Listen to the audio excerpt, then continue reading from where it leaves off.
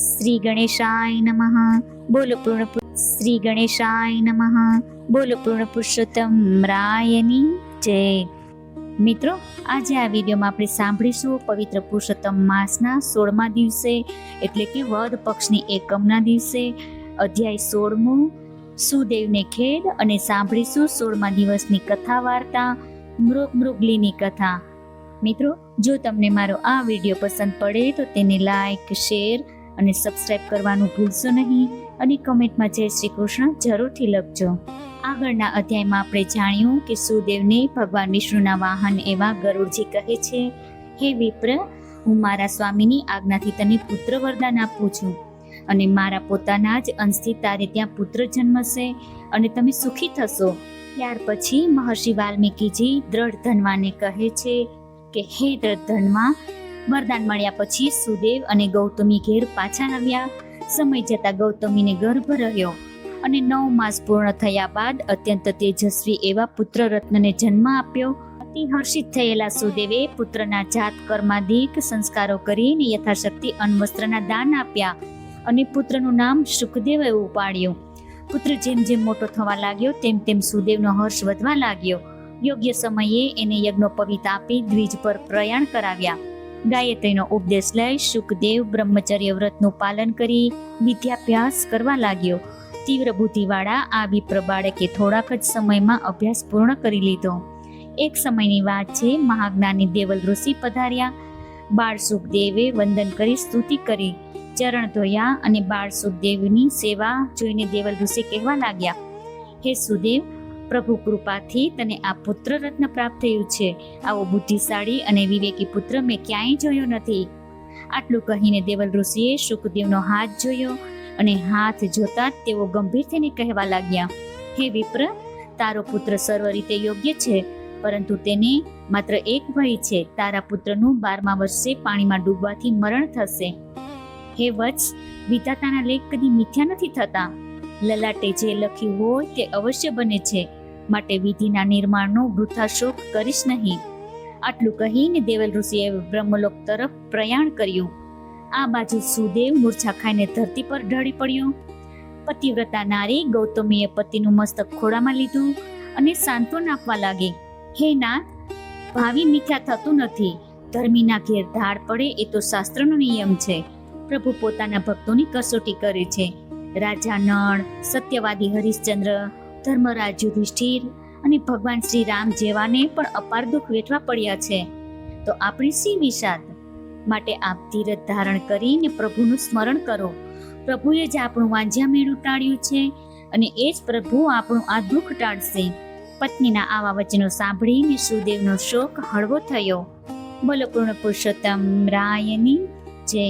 મિત્રો, આપણે સાંભળ્યો અધ્યાય 16મું. હવે સાંભળીશું 16મા દિવસની કથા વાર્તા મૃગલીની કથા.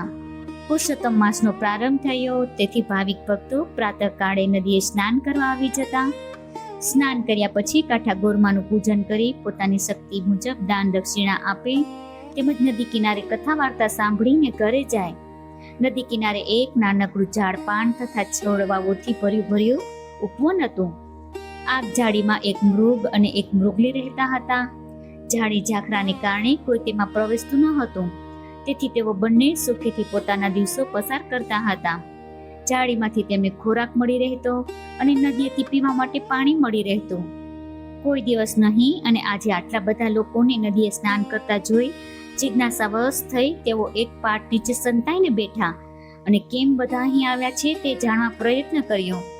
નદીએ સ્નાન કરવા આવનાર ભાવિકો અંદરોઅંદર જે વાત કરતા હતા તેના ઉપરથી તેમને ખ્યાલ આવી ગયો કે આજથી પુરુષોત્તમ માસ ચાલુ થયો છે.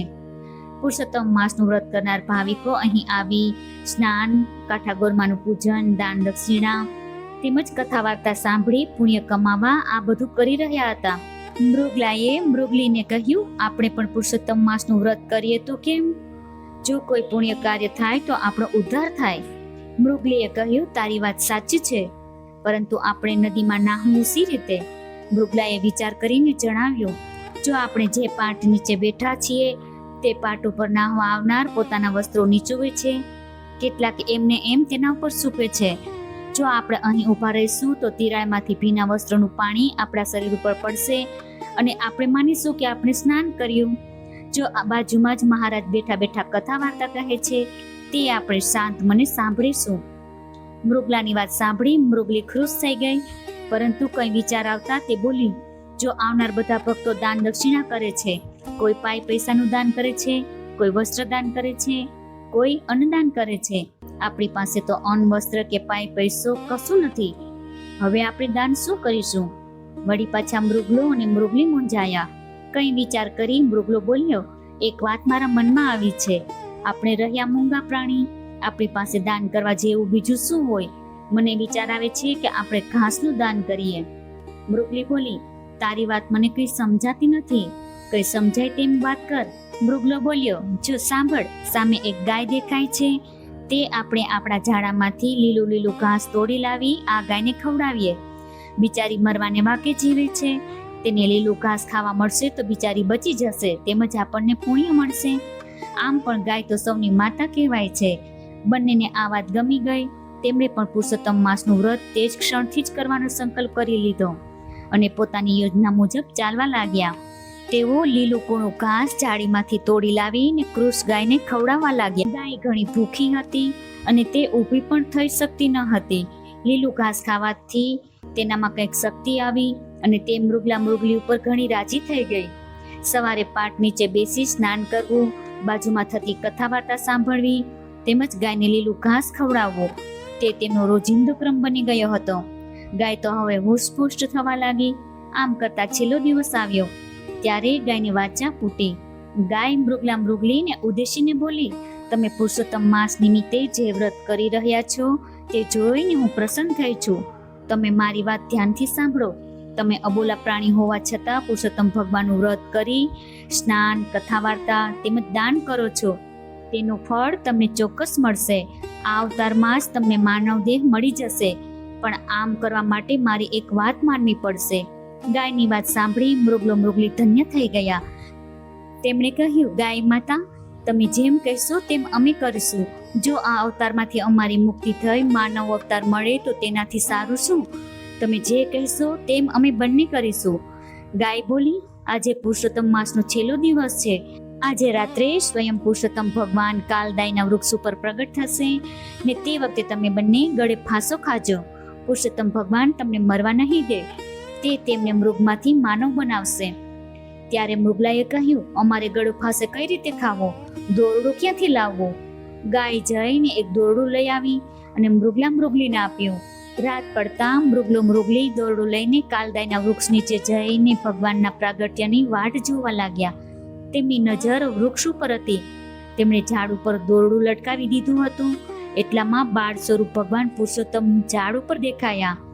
બાળ સ્વરૂપ ભગવાનને જોયા કે તરત એક છેડાનો ગાળિયો મૃગલે પોતાના ગળામાં નાખી ને બીજા છેડાનો ગાળિયો મૃગલીએ પોતાના ગળામાં નાખી મરવાની તૈયારી કરી. બાળ સ્વરૂપે ભગવાન પુરુષોત્તમ મરક મરક હસતા તેમને મરતા રોકીને પૂછવા લાગ્યા, તમે બંને આ શું કરો છો? હું તમને તારવા માટે જ અહીં આવ્યો છું. તમે પશુ હોવા છતાં પૂર્ણ શ્રદ્ધા સાથે મારું વ્રત કર્યું છે, તેનું ફળ જરૂર તમને મળશે. આટલું કહી પ્રભુએ બંને ઉપર અમૃતના છાંટણા નાખ્યા કે મૃગલો પુરુષ બની ગયો અને મૃગલી સ્ત્રી બની ગઈ. તેઓ બંને પ્રભુના ચરણોમાં ઢળી પડ્યા અને બંને હર્ષાશ્રુથી પ્રભુના ચરણ કમળ પખાડવા લાગ્યા. પ્રભુએ તેમના માથે હાથ મૂકીને કહ્યું, હે ભક્તો, પશુદેહમાં હોવા છતાં તમે મારું ઉત્તમ વ્રત કર્યું, માટે તમને મનુષ્ય અવતાર પ્રાપ્ત થયો. હવે તમે મારી સાથે વૈકુંઠમાં ચાલો.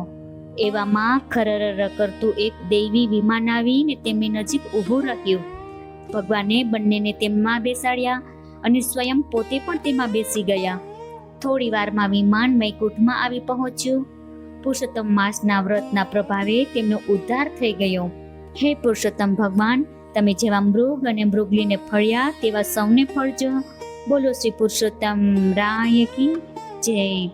મિત્રો, આજે આપણે સાંભળ્યો 16મો અધ્યાય અને 16મા દિવસની કથા વાર્તા. મને આશા છે કે આપ સર્વને જરૂરથી પસંદ પડશે. ધન્યવાદ.